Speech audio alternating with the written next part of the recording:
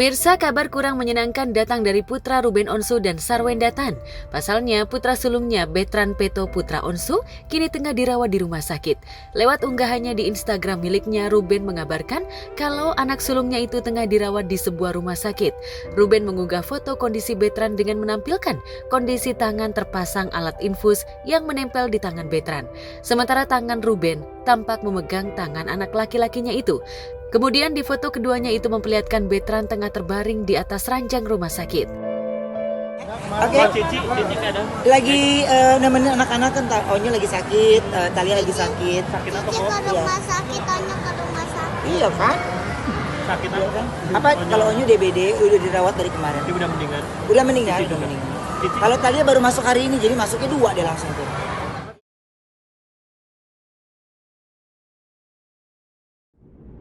Melalui caption yang ditulis dalam unggahannya itu, suami Sarwenda Tan itu memberi doa terbaik untuk kesembuhan putranya yang dirawat sejak 3 hari lalu itu. Diduga Betran terkena demam berdarah yang mengakibatkan kondisi kesehatannya jadi menurun. Apa? Enggak lah, kan udah di dalam rumah sakit, jadi dia udah lebih tenang. Apa?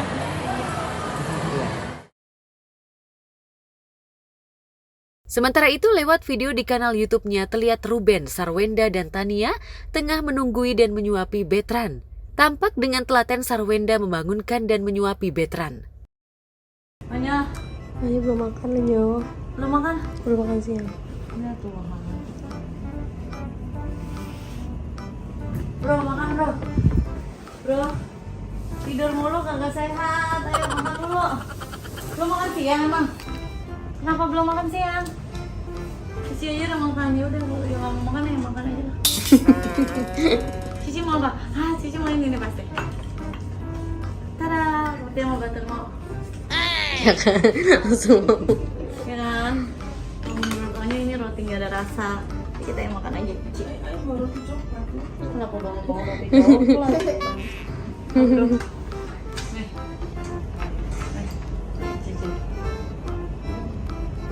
Minum tuh, nggak minum tuh dari tadi, ayo. Cepat kamu. Kan DBD kan? Kan kalau kata dia DBD nggak ada pantangan makanan. DBD pada makan apa aja kan? Oke, Ais sopin nasi ya. Kalau dari menu ini adalah nasi. Bukan, ini makanan buat yang sakit. Iya nanti ya ini boleh dibuka nggak lampunya ya? Buka lampu ya Tuhan, kita gelap banget. Buka ordernya aja. Iya sama lampu sih ke. Siang. Halo. Halo. Bantu ya. Terima kasih. Ini sakit kagetan apa tadi ya? Dua-duanya ini baru datang. Mau minta cek darah mah. Ini kayak dia kalau dia udah dari hari Minggu soalnya demamnya. Terus ada satu lagi kan? Iya kemarin matanya soalnya. Oh iya kemarin matanya merah banget. Iya, soalnya. sekarang udah ada. Oh kemarin di bagian sininya doang yang panas. Oh iya. Cek sih soalnya dia panas turunnya itu udah dari hari Minggu. Ya kan? Orang mah nangis kalau disuruh masuk, dia nangis kalau disuruh nggak masuk. Biarin ya. Udah selesai kalau dia pernah sakit ya. Tapi sekarang matanya udah nggak sakit. Semalam matanya itu pas tengok kiri kanan tuh sakit banget sampai keluar air matanya banyak. Ini tuh udah nggak. Udah nonton drakor. Sakit banget? Enggak. Kenapa?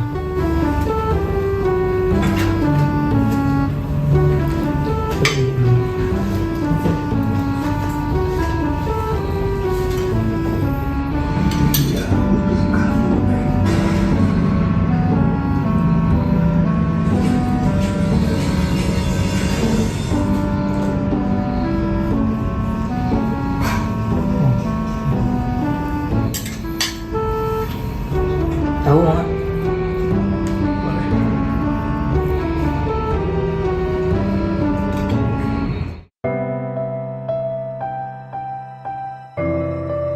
Kabar sakitnya Betran pun tersebar ke keluarga besar, sahabat dan karyawan Ruben dan Sarwenda.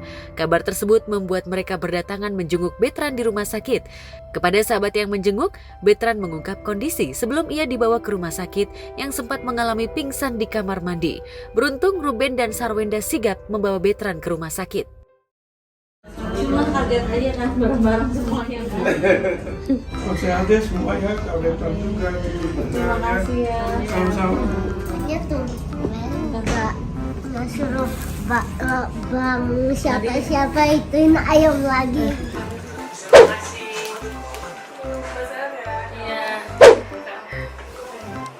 Dari kan hari Jumat. Wow, suka onyo ya. Makasih kan Nurul yang punya.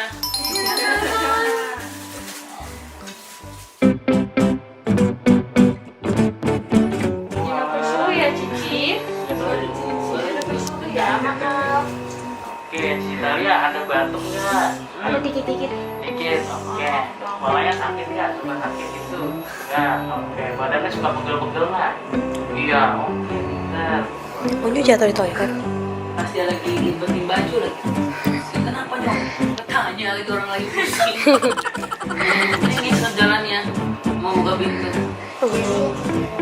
Jatuh itu pas udah ditidurin sama bapak begini, lihat plafon kayak gini, dan dia di atas tuh rambutnya itu blur aja blur.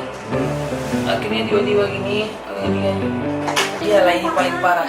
Aku tuh nggak, maksudnya nggak pernah Sampai jatuh gitu. sampai jatuh kayak gitu kan, bahaya sekali. Untung aku masih ada tenaga buat jalan ke pintu, buka pintu juga masih. Jadinya nih cuma aku selesai perform aku jemput, terus udah kayak gitu langsung ke rumah sakit gitu. Ya. Nah ini kalau nggak dikasih obat dia panas lagi. Jadi panasnya tuh aneh, panasnya tuh benar naik turun gitu. Ini gue udah mulai buang. Ini apa? Ini adalah antai obat untuk menghilangin nyeri juga ya. Ini sudah rutin dan juga atasnya. Nanti udah cek darah ulang lagi belum? Oh ya nanti coba kita lagi. Ini ya kalau dia tahu mesti hari ini berapa kan? Ya nggak usah. Selanjutnya cek tekanan darahnya.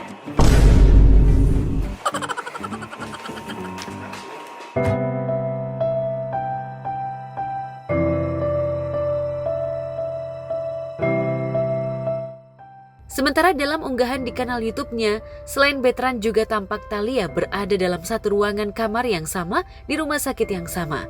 Keduanya terlihat dalam kondisi infus terpasang di tangan Talia. Jadi pentas nahan sakit dong berarti. Ada sakit. Ini malah lemes banget tadi. Matanya benar-benar bengkak sih.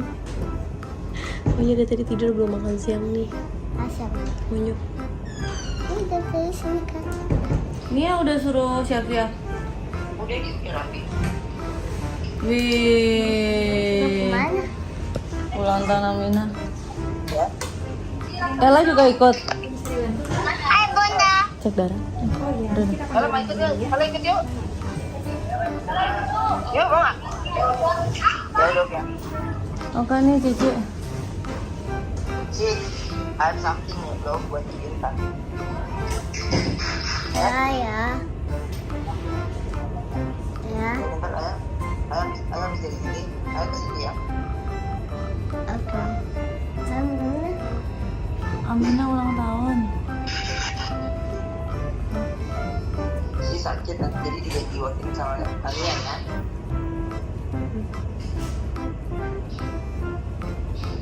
Iya. Cici mau ke ulang tahun. Enggak. Tidur dia jadi mobil. Tidur ya. Oh gitu ya kan. Dia tidurnya di tempat yang Aku sengaja belum kasih obat panas lagi supaya di sini aja. Sarwenda tampak menenangkan putrinya yang akan diambil darahnya untuk diperiksa kesehatannya. Dulu. Mau usah nangis. Gak sakit sih, beneran deh. Jangan nangis dulu, orangnya pakai krim, nanti malu.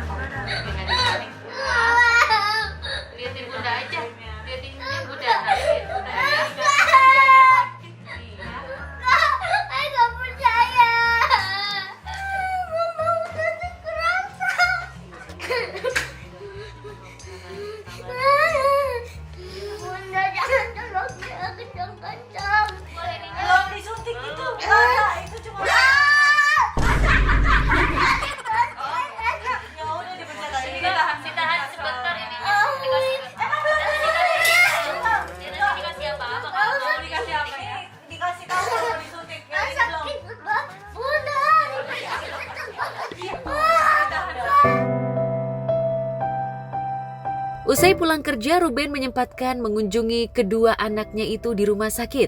Kedatangan Ruben bersama Tania seperti menghibur kakak-kakaknya yang tengah sakit.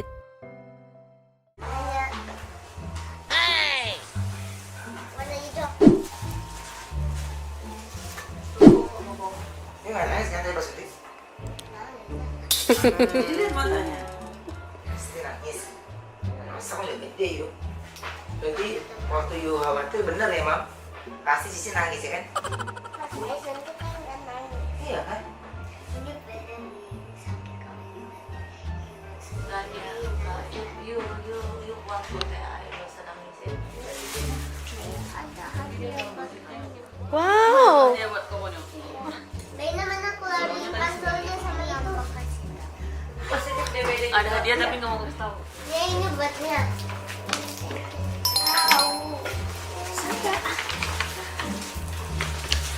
Sama ada yang dari Bunda pansol. Tadi ayo kesini. Kayak ngantuk banget. Mana tadi tidur di mobil ya? Oh tidur. Ya kita kan sebentar kan? Habis itu kita pulang oke? Iya kan? Oke? Mam? Yuk pulang. Pulang lah. Iya dijanji sama mami, ya kan mam? Ayo ada hadiah buat Cici. Oh iya ada hadiah buat Cici dong. Mana? Mana ada hadiahnya ya? Nih. Tutup mata. Tutup mata. Tutup mata. Ini buat you. Ini Cici buat Cici. Oh, masih masuk. Ohnya udah siap-siap malah. Jadi udah lebih tenang lah gitu. Jadi maksudnya ya kalau di rumah kan juga kita lebih worry juga ya gitu. Jadi karena panasnya nggak turun-turun ya jadi Onyo yang duluan di rumah sakit gitu. Saya gantian, bundanya sore, bagian malam nih gitu. Ntar baru malam gantian lagi. Cici rumah sakitnya. Dan dukungan kami.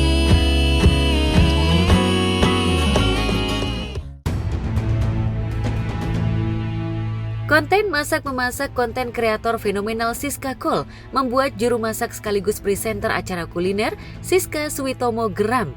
Kekesalan Bu Siska bermula ketika menyaksikan video Siska Kol memamerkan dirinya sedang memasak gulai dengan nyeleneh. Nah, ini video yang saya lihat kemarin dan bikin saya gemes.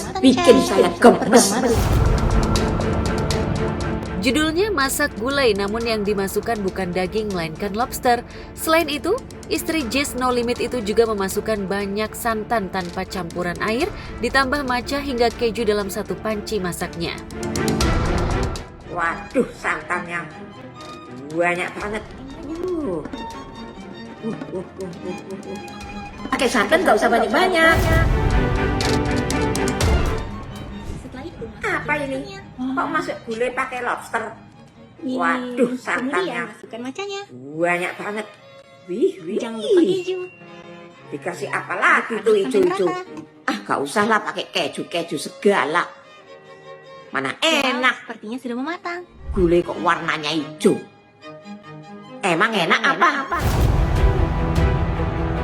Bu Siska menanggapi sinis cara masak Siska Kol dan tak sekedar mengkritik cara masaknya. Presenter acara kuliner yang sudah menggantung panci itu mencibir hasil akhir dari racikan gulai lobster yang dimasak Siska Kol dalam video itu. Ngawur. Gak perlu pakai keju dan matcha lah. Akhirnya matang. Aneh banget kombinasinya. Kalau masak gulai, ikuti cara masaknya yang benar. Pakai daging ayam dong.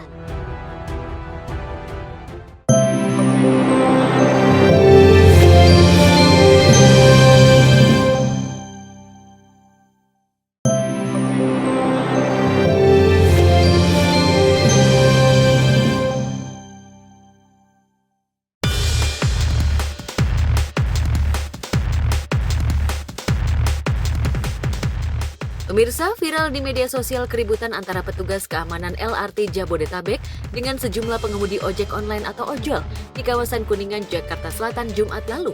Dalam video yang beredar, tampak 3 petugas keamanan LRT Jabodetabek itu dikeroyok sejumlah oknum driver ojol.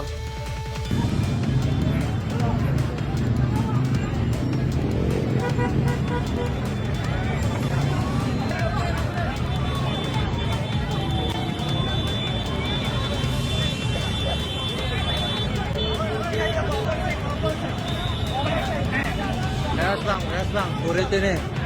Nampolin ojol.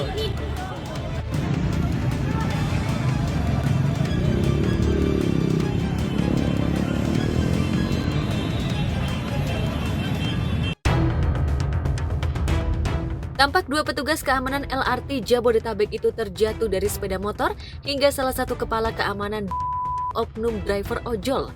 Sementara sejumlah driver ojol yang lain terlihat salah satu petugas LRT lain. Kasus keributan antara pengemudi ojol dengan petugas keamanan LRT tersebut juga menyebabkan lalu lintas di sekitar lokasi tersebut jadi macet.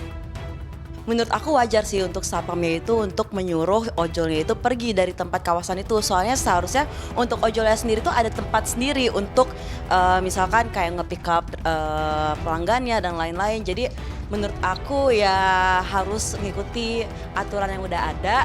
Dan iya, jadi kalau misalkan udah ada tempatnya ya parkir di tempatnya aja gitu. Diduga keributan driver ojol dengan petugas keamanan LRT karena kesalahpahaman yang terjadi di antara mereka. Kesalahpahaman timbul ketika petugas keamanan LRT tengah mengingatkan oknum driver ojol untuk tidak menunggu penumpang di dekat pintu keluar stasiun. Namun, oknum driver ojol tersebut tidak terima saat diingatkan dan malah terbakar emosinya, sehingga terjadi perkelahian di antara mereka. Menurut aku kayak itu keributan ada karena berbeda pendapat ya. Jadi menurut aku jangan sampai kayak itu, bisa diomongin baik-baik aja. Jadi ya gitu guys, kita harus tetap baik, saling menghormati pekerjaan. Terus karena satpamnya itu juga ada kerjaan, mereka harus nge-sterilin jalan ini sendiri. Ojolnya juga harus nge-pick up mungkin customernya yang ada di MRT itu. Tapi itu lebih baik kalau nge-pick up-nya itu di tempat yang sudah disediakan aja. Insiden yang sempat viral di media sosial itu mengakibatkan 2 orang menderita luka-luka. 1 orang terluka dari petugas keamanan LRT dan 1 lagi dari oknum driver ojol.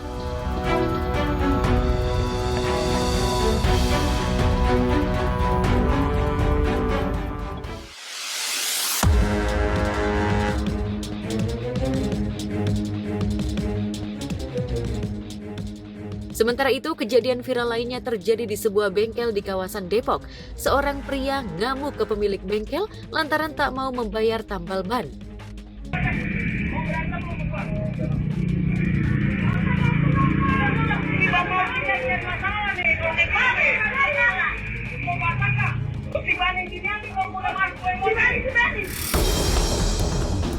Dalam video yang beredar, terlihat seorang pria parubaya ngamuk di sebuah bengkel. Melansir akun Instagram @memomedsos, dijelaskan bahwa kejadian tersebut bermula, pria pengendara motor itu hendak menambal ban. Ketika dicek, ternyata ada 2 titik kebocoran di ban belakang motornya. Sang pemilik bengkel pun lantas meminta upah ongkos Rp20.000 untuk menambal 2 lubang di ban belakang motor pria tersebut. Namun pria tersebut tidak mau dan ngotot kalau hanya ada 1 lubang ban yang bocor. Melihat videonya aku tidak membenarkan sama sekali ya tindak kekerasan apapun, apalagi kalau nggak salah ini udah sempat ada tawar-menawar sebelumnya dan si pelanggan ini juga memaksa untuk ngotot tetap harganya jadi 1 lubang aja. Dan kemudian si penjual jasa tambal ban ini juga akhirnya mengiyakan karena mungkin nggak mau ribet ya.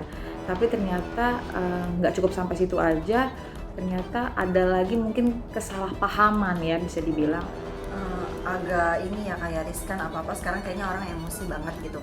Kalau misalnya dilihat dari sisi tukang tambal ban, sebetulnya harganya tuh wajar gitu. Rata-rata kan harganya kisaran segitu. Cuman mungkin ada juga tambal ban yang jujur dan ada yang memang nakal gitu. Kadang kita nemuin dia nyebar paku sembarangan di jalan, terus naikin harga. Apalagi kalau misalnya tukang tambal ban itu jaraknya jauh dari keramaian atau kayak jalan rayanya nggak ramai dan cuma ada dia, dan bisa nemuin tukang tambal ban yang ngetok harga yang tinggi banget gitu. Pemilik bengkel itu pun lantas tidak mau menambal ban tersebut dan hanya meminta upah jasa membongkar ban sebesar Rp5.000. Akan tetapi, pria pemilik motor tersebut juga tak mau membayar upah Rp5.000 dan malah memukul pemilik bengkel.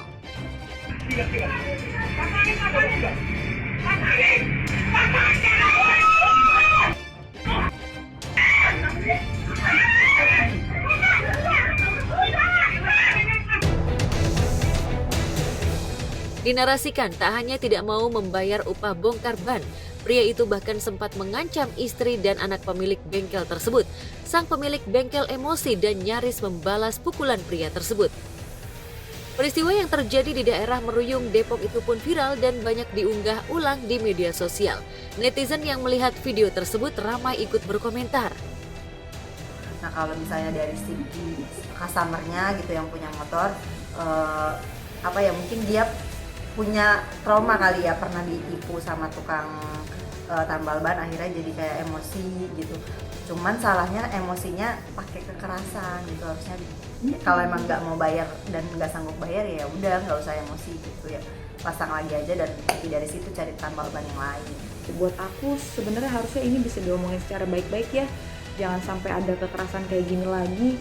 Apalagi tadi istrinya sama anaknya juga akhirnya ikut juga membantu karena memang si ayahnya ini jadi korban kekerasan oleh pelanggan yang motornya sedang ditambal tersebut. Untungnya ada CCTV yang merekam kejadian ini. Barangkali kalau memang tidak menemukan solusi, mungkin bisa diusut secara hukum aja. Karena kasihan sebenarnya, ini udah kekerasan sih buat aku ngelihatnya. Apalagi sampai bawa-bawa kalau dia itu anggota Karang Taruna atau Ormas, itu kayaknya tindakan yang harusnya nggak dicontoh ya.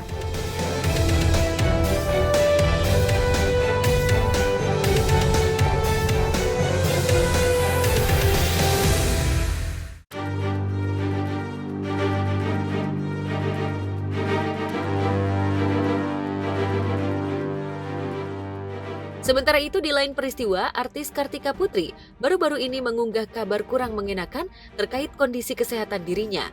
Artis yang biasa disapa Karput itu yang seperti terserang penyakit misterius secara mendadak. Dr. Richard Lee yang sempat berseteru dan terlibat kasus hukum karena dilaporkan Kartika Putri ke polisi beberapa waktu lalu karena mereview kosmetik yang dipakai Kartika Putri yang merupakan kosmetik yang di-endorse-nya itu pun memberi tanggapan terhadap penyakit istri Habib Usman bin Yahya. Dokter yang juga YouTuber itu menanyakan keputusan Karput, kenapa harus pergi berobat ke Singapura? Karena wajah penuh luka akibat penyakit yang diidapnya itu. Richard Lee pun menyayangkan keputusan sang artis keluar negeri, alih-alih menjalani perawatan di dalam negeri. Turut prihatin ya, mudah-mudahan bukan azab.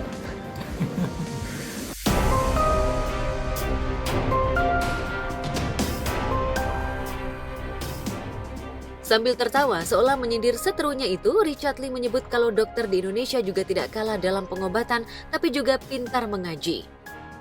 Pernyataan Richard Lee ini seperti sedang menyindir Karput soal kriteria seorang pemimpin Indonesia yang harus pintar ngaji hingga menjadi sorotan di sosial media. Dan aku tuh bingung juga ya kenapa berobatnya ke Singapura ya, soalnya kan teman-teman dokter di Singapura kan kata-kata kan non-muslim ya. Kan banyak yang di Indonesia dokter-dokter yang pintar ngaji gitu, kenapa nggak dokter-dokter di Indonesia aja dipilihnya.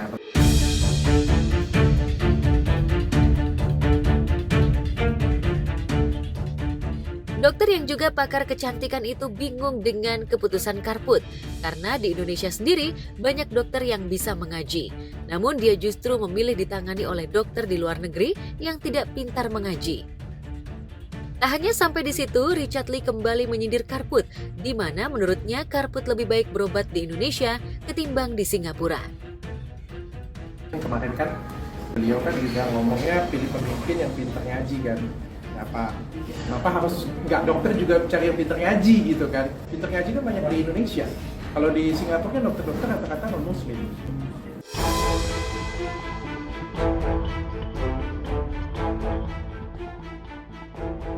Seperti pada pemberitaan sebelumnya, Kartika Putri mengungkap kondisi wajahnya yang penuh luka hingga mengharuskan menjalani pengobatan. Dalam unggahannya di Instagram miliknya, Karput menjelaskan kondisinya disebabkan penyakit autoimun. Ketika hendak melakukan perawatan, Kartika Putri alergi terhadap painkillers yang dia minum sesaat sebelum perawatan.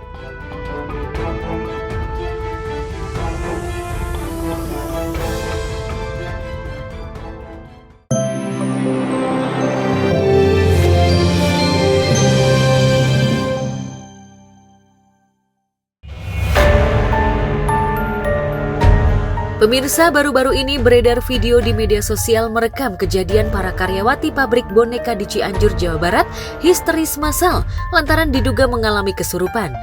Dari rekam jejaknya, peristiwa yang mampu membuat bulu kuduk bergidik terjadi pada hari Kamis, 22 Februari 2024, sekitar pukul 9 waktu Indonesia Barat.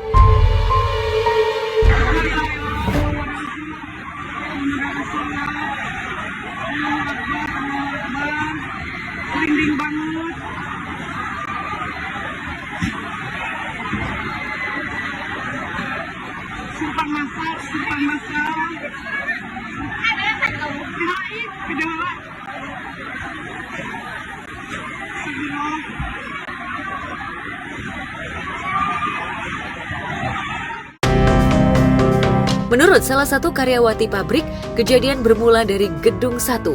Ada beberapa karyawati mendadak histeris. Tak selang berapa lama, dari gedung lainnya juga ada karyawan yang menjerit. Peristiwa begitu cepat dan semakin banyak yang histeris, hingga membuat karyawati lainnya memilih kabur, meninggalkan pabrik.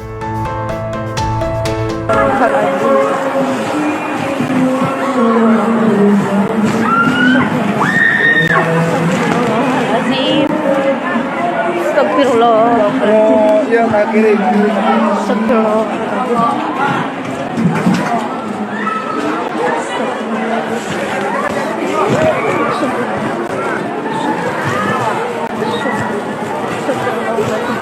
Astagfirullah. Dalam video itu terlihat sejumlah karyawati pabrik yang didominasi perempuan berhamburan keluar pabrik sambil istighfar usai mengetahui rekan-rekannya yang berada di dalam pabrik menjerit-jerit histeris. Salah satu karyawati pabrik bahkan dibuat menangis hingga tak sadarkan diri. Astagfirullah. Oh, iya nggak kiri. Astagfirullah.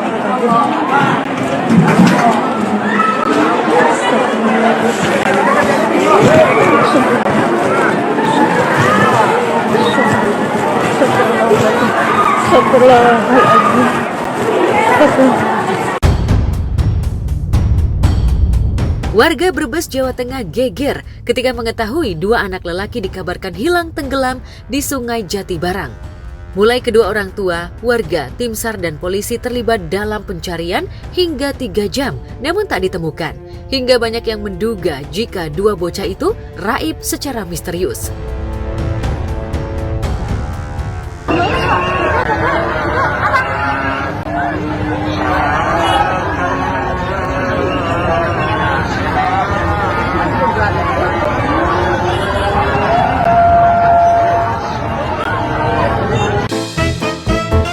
Setelah semua sibuk mencari, rupanya 2 bocah yang disangka tenggelam diketahui tertidur pulas di rumah.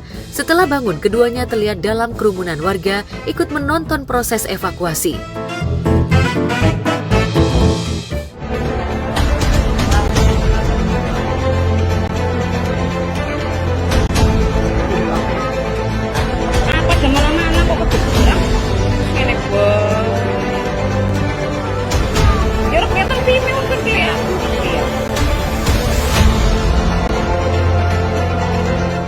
Lihat. Aduh. Udah siap, udah full, tinggal berangkat ya kan? Tapi nggak apa-apa. Itu salah satu keseriusan tim untuk terus di kemanusiaan. Wah, keringet mah nggak tahu ini man ya. Oke.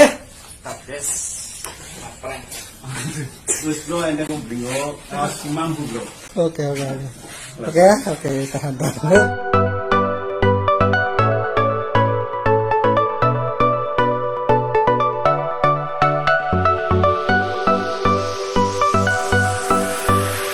Putra dari Anang Hermansyah dan Krisdayanti Azriel memilih menekuni dunia bisnis. Adik Aurel Hermansyah itu memilih fitness atau gym sebagai lahan bisnis yang digelutinya. Dan tak main-main, di Bali, Azriel disebut-sebut sudah memiliki 4 cabang gym.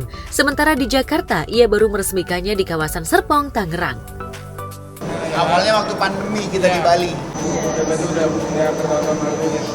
Akhirnya hari ini ya kita alhamdulillah lancar semuanya. Yang membedakan atau spesialnya dari Ya fasilitasnya tapi harganya affordable. Fasilitas bintang 5, harganya kaki 5. Nanti kalian bisa cek nanti di Instagramnya. Ziel, begitu ia biasa disapa, mengungkapkan alasannya memilih bisnis fitness lantaran pangsa pasarnya yang masih belum terlalu banyak. Selain itu, bisnisnya masih berhubungan dengan kesehatan sehingga peminatnya lumayan banyak. Kalau fitness ini kan nggak ada habisnya, dan di Indonesia ini gym masih dari 100% masih 10% aja nggak nyampe. Jadi ke depan tuh masih luas banget marketnya yang belum kita capai sih. Jadi tujuannya masih jauh. Sekarang ya setiap hari. Nanti ngajak Bunda sama Bibi juga untuk lebih sering lagi fitness. Mas Ana sekarang punya jadwal rutin buat nge-gym? Salah satu kekurangan atau kebodohan kita, kalau kita meninggalkan kesehatan untuk kepentingan yang lain. Buat aku itu penting. Jadi salah satu usaha yang dia lakukan itu adalah memfasilitasi kesehatan. Karena itu penting banget, karena itu hal yang sangat dibutuhkan. Kalau kita mau berpanjang, kita mau benar-benar aktivitas yang luar biasa, ya kesehatan. Dan ini bagian dari kesehatan. Anang Hermansyah dan Ashanti yang ikut peresmian bisnis Azriel mengaku bangga dan tak henti memberikan dukungannya. Keduanya juga merasa yakin jika Ziel mampu mengelola bisnis ini, sebab latar belakang pendidikan Azriel juga menyangkut soal bisnis manajemen. Kalau aku sama Bunda pasti senang dia mau melakukan usaha ini, karena dia artinya udah mulai beride, dia mulai melakukan agresivitas, aktivitas, progresivitas. Tinggal bagaimana dia menjalankan nanti. Harapannya memang dia harus serius, karena ini adalah awal pertama dia punya tanggung jawab besar. Ya aku dan Bunda pasti mensupport, kita semua satu keluarga mensupport dia. Harapannya dia serius banget. Ya kan jurusan S1-nya bisnis. Kemarin sempat tertunda 1 tahun, jadi pertama ngambil komunikasi, setahun lebih pindahin, karena satu kampus masih tetap, pindahin transfer nilai yang bisa ditransfer, pindah ke bisnis, karena memang jiwanya lebih ke bisnis. Tapi ternyata pada perjalanan lebih suka politik, nge-gym. Dukungan Anang Ashanti terhadap Azriel bukan hanya bisnis, namun juga soal urusan asmara. Ashanti yang biasa menjadi tempat curhat juga senang melihat Azriel semakin nyaman dengan Sarah Menzel, kekasihnya. Yang penting udah bekerja keras. Nah, dari kecil kan aku tahu dia gimana, jadi sekarang dia sudah bisa menentukan arahnya, hidupnya, umurnya udah 23 tahun, udah nggak bisa udah nggak bisa kita yang nentuin, dia yang udah bisa nentuin apa yang dia mau. Habis ini kan udah mau lulus, kerja, ntar juga udah mau nikah, jadi ya kita hanya bisa support aja. Rona, wajah Anang Ashanti berubah ketika ditanya soal rencana Azriel dan Sarah berencana akan melanjutkan kuliahnya. Jika itu terjadi, tentu saja dua sejoli itu harus berpisah satu dengan lainnya. Lantas bagaimana Azriel dan Sarah mempersiapkan mental mereka menjalani pacaran jarak jauh? Makanya udah ya, dari keluarganya Sarah udah kenal semua, udah saling support. Keluarga aku juga udah kenal sama keluarganya Sarah, udah kemarin sempet ke Bali, udah sempet liburan bareng juga. Kalau dari Sarah sendiri, mungkin kedekatannya dengan Adri dan keluarga sudah apa sih? Emang dari awal ketemu dia kan juga ketemunya juga bukan sama dia doang kan, sama keluarga. Jadi emang dari awal tuh deketnya ke keluarga dia, terus baru ke dia. Jadi emang sampai sekarang sih ya kayak gini Alhamdulillah aja. jadi kita ada kegiatannya gitu, pacaran nggak gitu-gitu aja. Jadi ada misalkan ada usaha, terus nanti dia mau ambil double degree, aku mau ambil S2. Jadi memang ada tantangannya terus sih. Jadi, udah ada kepikiran buat tunangan atau hal lebih serius lagi belum sih? Aku masih muda, dia masih muda. Kan kalau nikah itu kan seumur hidup, jadi harus dipikirkan matang-matang gitu. Gak ada keinginan nikah muda kayak kalau gitu? Ya kan aku mudanya masih panjang nih, mungkin kayak Bang Atta kan umur berapa? Baru nikah sama kalau nikah. Tapi kan dia kasih ke Sarah kok dia juga serius untuk masa depan. Nggak dari kata-kata doang, tapi tindakannya. Pacarannya LDR-an bisa dibikin. Iya, kita kayak kemarin misalkan Sarah kan sempat ada libur semester kuliah, jadi saya balik ke Bali bantuin mama itu kurang lebih sebulan, terus dia juga sempat ke Singapura, jadi kita emang LDR terus tapi nanti ya saling bantu. Orang tua sih, orang tuanya Sarah di Bali banyak kerjaan dia bantuin, aku juga orang tua banyak kerja bantuin gitu sih. Jadi hal-hal kayak gini sebenarnya udah biasa.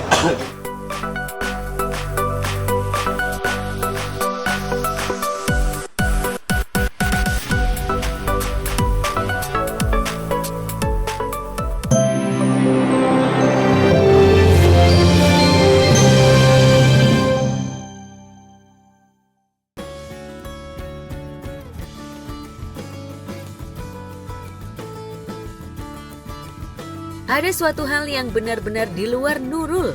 Pasangan pengantin ini benar-benar beda dari pengantin lainnya. Pasalnya mereka diduga tengah menghitung uang maharnya di hadapan penghulu dan tamu undangan. Bahkan di mejanya terdapat sebuah alat penghitung uang layaknya yang ada di kantor bank. Hal itu diperkuat lantaran di samping sang pria terdapat kotak seserahan yang berisi tumpukan uang pecahan Rp100.000. Tak ayal, video tak biasa ini pun langsung viral dan banjir komentar. Pengantin pria itu tampak memasukkan gepokan uang ke dalam mesin untuk dihitung.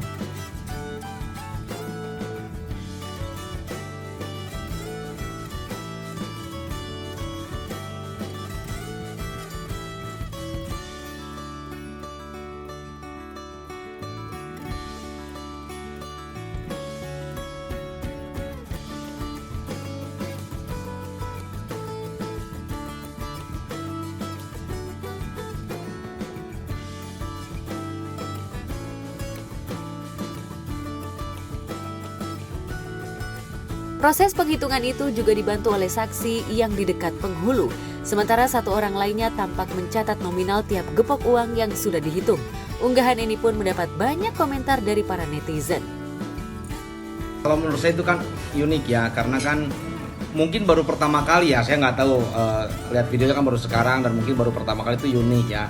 Maksudnya pertama adalah mungkin jadi pasti uangnya bener nggak, kalau katakanlah uangnya 2.222 misalkan, wah berarti bener pas, satu. Tapi yang kedua ada sisi negatifnya, mungkin sisi negatifnya adalah kok nggak percaya sih sama mahar yang dikasih sama pihak laki-laki, setelah katakan gitu kan, takutnya ada itu. Jadi ada sisi positif, ada sisi negatif. Sisi positifnya adalah ya itulah hal-hal yang unik, karena pernikahan yang sekarang kan kadang-kadang aneh-aneh ya, maksudnya bukan aneh-aneh, unik-unik. Ada yang tiba-tiba apalagi yang viral-viral tuh yang KUA-nya tuh yang suka nikahin tuh penghulunya bercanda, terus pas sungkeman malah nggak nangis, kan unik-unik tuh. Ini kan momen yang unik, ngitung dengan uang ini. Mungkin dia pegawai bank kali ya, si ceweknya atau bapaknya itu pegawai bank, jadi udah hitungnya biar pasti gitu kan, hitung-hitungan pasti. Tapi si negatifnya adalah mungkin takutnya aja ada ketidakpercayaan dari pihak laki-laki, kok dihitungnya pakai itu, kok nggak percaya sih atau apa. Itu aja sih. Namun sayangnya pengunggah tak menulis berapa nominal mahar tersebut. Sementara itu dari lokasi yang dibagikan oleh pengunggah, pernikahan ini berlangsung di wilayah Pangkalan Banteng, Kota Waringin Barat, Kalimantan Tengah. Dilansir dari berbagai sumber, jika uang mahar yang bergepok-gepok ini merupakan mahar yang diminta oleh keluarga pengantin wanita. Calon pengantin wanita pun tampak sudah duduk di sebelah calon suaminya yang sedang menghitung uang.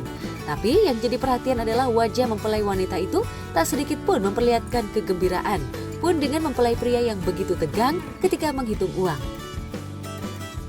Itu mah kembali ke masing-masing dengan cara masing-masing, karena kan momen pernikahan adalah momen sekali dalam seumur hidup mungkin ya, mudah-mudahan. Nah, yang harus dirayakan dengan pesta-pesta tersebut.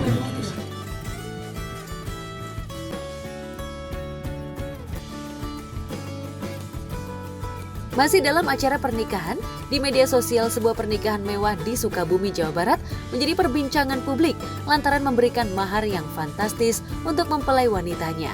Dalam video terlihat susunan kotak mahar lengkap dengan isinya tersusun rapi. Seperti miniatur rumah seharga 1,5 miliar rupiah dan 2 unit mobil mewah. Tak hanya itu, mempelai pria juga memberikan seserahan lainnya dengan total mahar senilai 5,5 miliar rupiah. Tentu saja bagi siapa saja yang melihat mahar itu, sudah barang tentu bakal geleng-geleng kepala.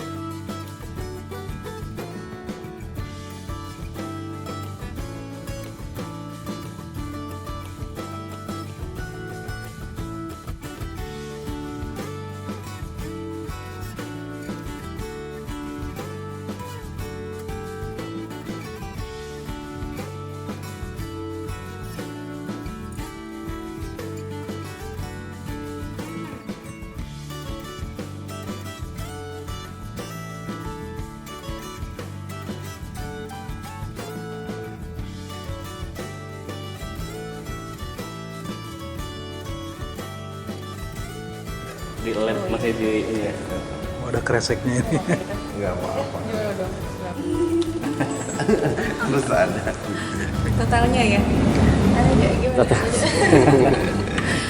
Untuk totalnya itu sendiri karena mungkin kita kumkan ya, kisaran ada mungkin di sekitar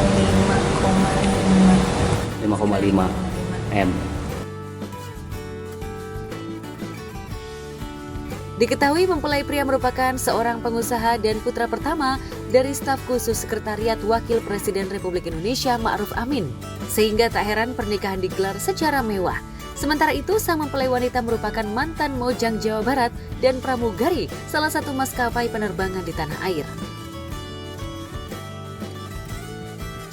Tidak menyangka bisa sampai teman-teman media, bahkan teman-teman dari Sukabumi juga amat sangat antusias gitu dengan adanya acara pernikahan kemarin kita ya. Kalau saya waktu dulu menikah ya simpel-simpel aja ya, sesuai dengan, karena di Sunda ya sesuai adat Sunda aja, udah begitu. Ya dengan adat Sundanya aja, nggak ada yang lain-lain. Satu hal yang mungkin yang bikin uniknya adalah pada saat itu ketika sah saya joget itu aja sih. Gitu, ketika sah, weh, saya jadi malu sendiri kok. Yang lain pada diem gitu kan, saya joget-joget sendiri gitu kan. Mungkin kebanggaan tersendiri ya. Cuman ya kan masing-masing orang mengeluapkan kebahagiaannya berbeda-beda ya. Pada saat itu mungkin saya begitu. Karena kan momen deg-degan ya buat laki-laki ya, tanya nih kameramen nih. Momen deg-degan buat laki-laki ketika kita ijab kabul adalah ketika saya terima nikahnya, wah bla bla bla lah begitu kan, itu aja sih. Lantas apa yang membuat Raja Panutan memberikan mahar fantastis untuk sang istri tercinta semewah itu? Benarkah itu permintaan dari sang istri atau sebuah bentuk ungkapan cinta dan kasih sayang Raja kepada istrinya?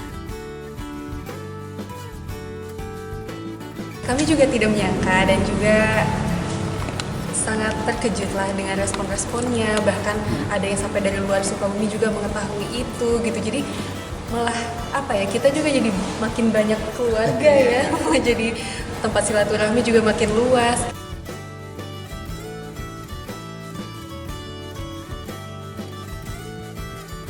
Di tempat terpisah, Andrew White, suami dari Nana Mirdad, tengah disibukkan dengan rutinitas kegiatan olahraganya. Breathing, kan bisa kita lihat breathing kita. You can also see a heart rate. Jadi kita-kitanya udah mulai mendekati 40. What about for sleeping? Did you use that for I tried. Taruh stand-nya dapat, ring stand-nya, ring movement-nya. Gak bisa curang doang pakai the exercise ring. We have to get the whole day. So I wear it all day. 9, 8, 7, 6.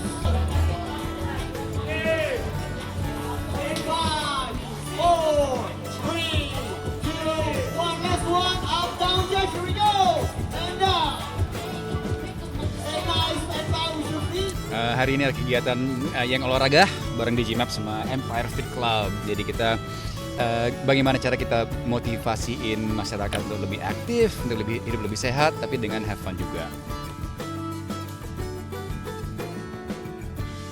Meski ia jarang tampil di layar kaca, namun ia begitu aktif memotivasi halayak luas untuk melakukan hidup sehat dan tentunya bahagia. Karena kesibukannya itulah, ia harus rela mondar-mandir Bali Jakarta. Iya, pasti sering bolak-balik ke Jakarta karena pertama ya masih ada kegiatan-kegiatan seperti ini, tapi juga usaha pribadi kita juga sering ke Jakarta pulang pergi untuk meeting, untuk ketemu orang dan tentunya ketemu keluarga karena kan keluarga sang istri kan di sini semua. So ketemu adik ipar, ketemu mertua gitu. It's nice. Kalau aktivitas selalu cari cara untuk selalu sibuk gitu loh. Jadi aktivitas pasti olahraga. Tapi itu di sela-selain di waktu yang free karena kita juga punya usaha, kita juga ngurus keluarga dan kita tetap pindah ke Bali untuk ngurus family ya. So family is our main goal, kerja and olahraga kapan ada waktunya. Meski demikian, prioritas utama tentu saja keluarga. Meski lebih banyak menghabiskan waktu di luar untuk mengedukasi bagaimana mengubah pola hidup sehat, namun sebisa mungkin ia sempatkan bertemu dengan keluarga. ada banyak hal-hal kecil yang aku pastiin harus aku lakuin setiap hari. Secapek apapun, pulang jam berapapun, aku harus nganter anak ke sekolah pagi. Jadi kan ya hal kecil sih, dan mungkin orang lain lihat gitu doang. But for me it's important. Jadi pas mereka gede, oh daddy selalu nganter ke sekolah atau selalu bisa ngobrol gimana. Kemudian pas mereka pulang sekolah, kita hadir di rumah sebisa mungkin untuk bantu mereka PR atau gimana. Jadi sesering mungkin ada di kehidupan mereka. Karena akhir tahun ini aja anakku yang gede udah SMA kelas 3, akhir tahun ini udah pindah untuk kuliah. Jadi anak itu sangat cepat gedenya, so we try sebanyak-banyaknya spend time sama mereka. Kalau untuk date night sama istri sebisa mungkin sekali seminggu ya. Kenyataannya jarang kesampaian, jadi mungkin sekali 2 minggu gitu kan. Jalan sama anak-anak, weekend wajib jalan sama anak-anak kemana lah, keluar somewhere gitu. Jadi anak-anak juga inget masa kecilnya mereka, ya family lah gitu kan. Sebisa dan sesempat mungkin bisa memberai kebersamaan dengan anak-anak.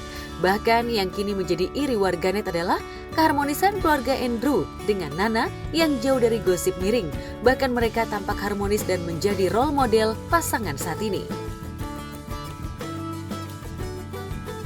Enggak sih, cuman kita ada beberapa aturan juga. Kita selalu dinner bareng sama anak-anak, sama istri kita selalu harus dinner bareng. Nggak boleh ada handphone, nggak boleh apa, selalu every day kita dinner bareng. Jadi itu ada waktu untuk ngobrol, komunikasi, ngeluh soal harinya, apalah gitu kan. So ya, meluangkan waktu, kalau ingat dan ada waktu, dipaksakan date night sama istri sesering mungkin, karena itu penting banget juga. Jadi istriku emang pemasak yang hebat banget, luar biasa. Dia emang amazing banget dan dia hobi banget. Terus aku coba ikutin resep dia sambil bantu dia.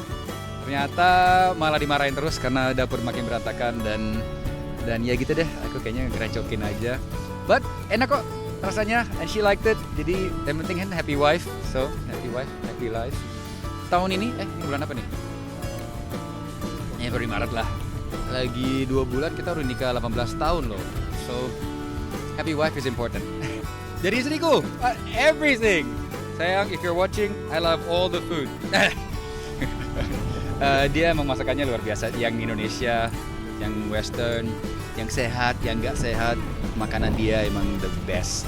Jadi semuanya aku suka.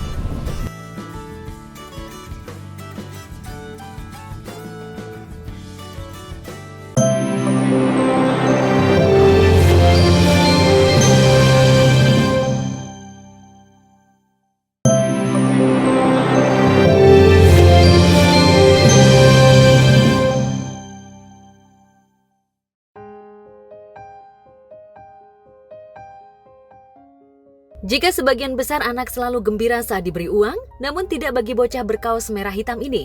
Saat ibunya memberi uang sebesar 10.000, ia malah jijik dan tak mau mengambil uang yang diberikan. Bukan hanya uang 10 ribuan, bahkan ketika sang ibu menyodorkan uang 50-an, ia tetap menghindar dan sama sekali tak mau mengambil uang. Usut punya usut, rupanya si anak fobia atau takut memegang uang.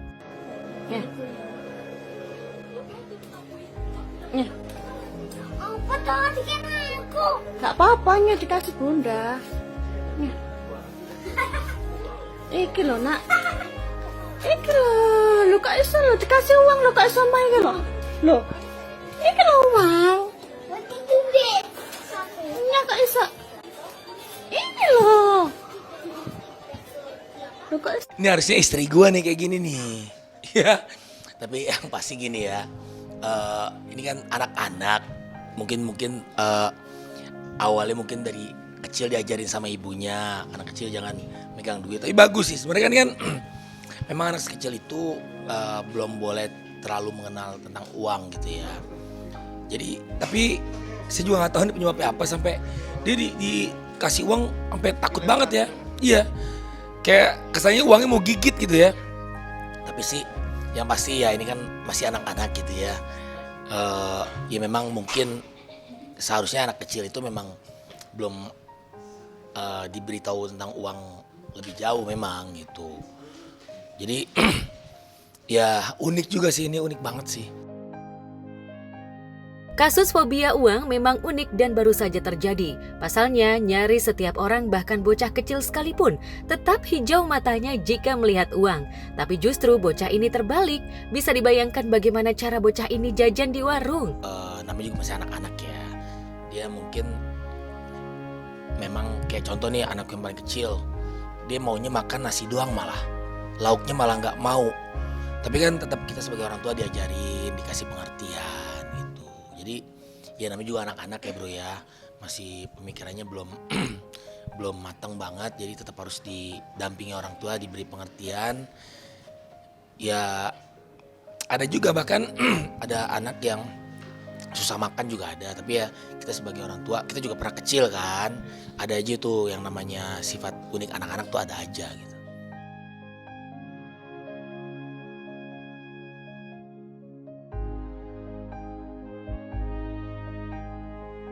Di tempat berbeda, sebuah video berisi perjuangan seorang bocah bernama Iyang sungguh menyayat batin. Bagaimana tidak, sejak kedua orang tuanya bercerai, ia memilih tak jajan saat di sekolah. Bahkan demi menopang hidupnya, ia rela berjualan es. Es yang ia jajakan hasil titipan tantenya ini, ia jual seharga Rp1.000. Dan sebagai imbalannya, tiap hari ia mendapat upah sebesar Rp2.000.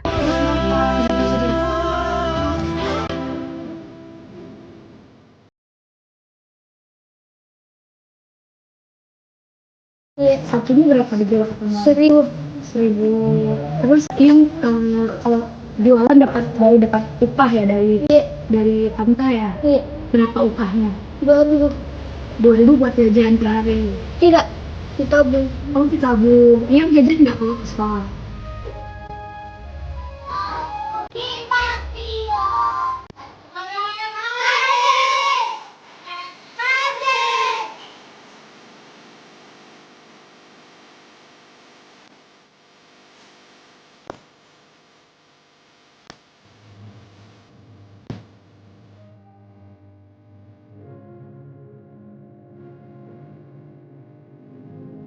Pertama membahas tentang anak kecil yang jualan di sekolahnya karena memang kondisi mungkin ekonominya. Kalau kita lihat di sini alasan dia jualan itu apa dulu? Karena orang tuanya bercerai dan seharusnya ya ketika kita memiliki anak itu menjadi tanggung jawab orang tua menafkahi zahir dan batinnya.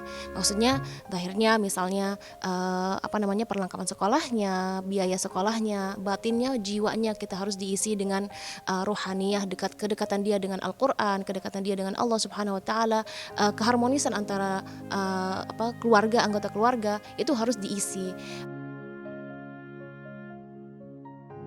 Bocah SD yang bercita-cita sebagai TNI ini pun sekolah di ruang seadanya. Namun segala keterbatasan tak mengurangi semangatnya untuk terus belajar demi masa depan. Hingga video ini viral belum diketahui pasti di mana lokasi Iyang bersekolah. Tapi juluran simpati deras membanjiri laman media sosial. Menurut saya dia bersemangat itu bagus, tapi mana orang tua yang seharusnya ini menjadi tanggung jawabnya. Dalam hadis Rasulullah SAW bersabda, kullukum ra'in wa kullukum mas'ulun an ra'iyatihi. Jadi semua di antara kalian memiliki tanggung jawab terhadap bawahannya. Sampai hadis ini mendetailkan orang tua yang punya anak dia tanggung jawab terhadap anaknya. Yang pasangan suami istri masing-masing memiliki tanggung jawab. Dan di sini saat kita lihat mohon maaf mungkin ada kelalaian dari orang tuanya yang seharusnya mereka lah yang bertanggung jawab.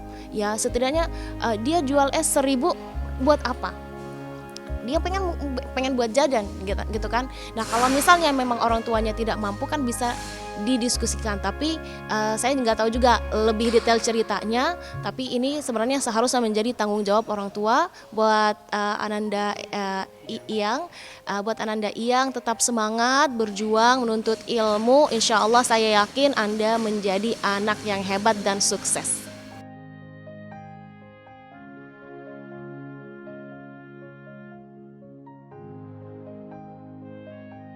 Saat Iyang harus berjuang sebatang kara akibat korban broken home, rona bahagia justru tengah memancar dari wajah aktor sekaligus musisi Aldi Taher. Kabar bahagia itu dipicu oleh kehamilan sang istri yakni Salsabili yang tengah mengandung buah cintanya yang keempat. Lantas bagaimana reaksi Aldi saat tahu sang istri sudah berbadan dua? Nah waktu hamil itu nggak nyangka, jadi kan dia ngeluh kayak nggak enak badan gitu ya, kirain masuk angin, kan adiknya masih kecil tuh si Putri Salju Alusia, kita pikir kan ya udah nanti dapatnya mungkin udah gedean dikit gitu. Memang qadarullah ya, rezeki alhamdulillah udah 3-4 hari kok dia masih kayak ngerasa masuk angin gitu kan. Ya udah, aku sih udah mungkin udah curiga, dia pikir enggak kali ya, enggak hamil.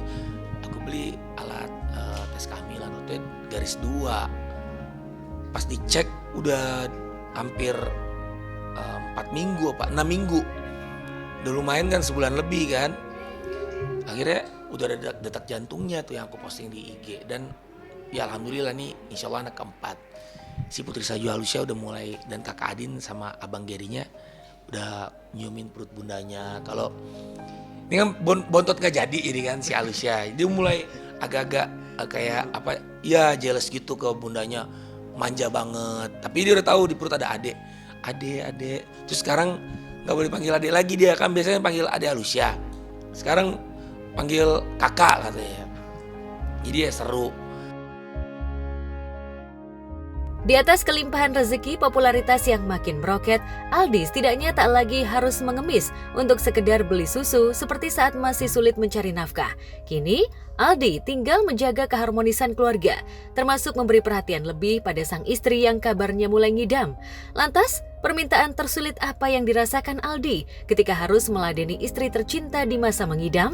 Pasti ya, ini anak mau 4 ya bang ya. Ya bismillah kita ikhtiar terus gitu ya. Kalau nemenin ya malam kan bobo juga bareng istri kan, nemenin juga kan, pulang ke rumah kan, bukan nyangkut ke atas pohon rambutan kan.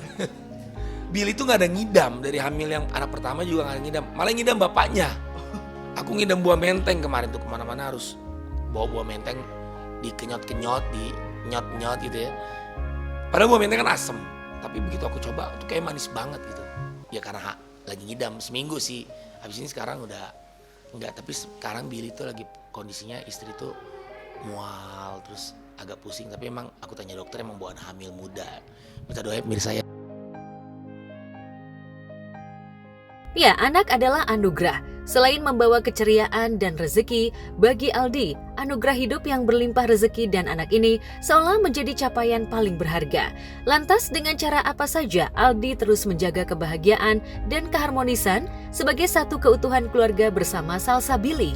Makanya selalu disolawatin perutnya si Bunda Salsabili, dan juga itu tadi selalu dibacakan Al-Quran. Karena apa? Al-Quran itu syafaat insya Allah. Jadi insya Allah kita doakan Bumil sehat, Bunda Salsabili sehat ya sayangnya.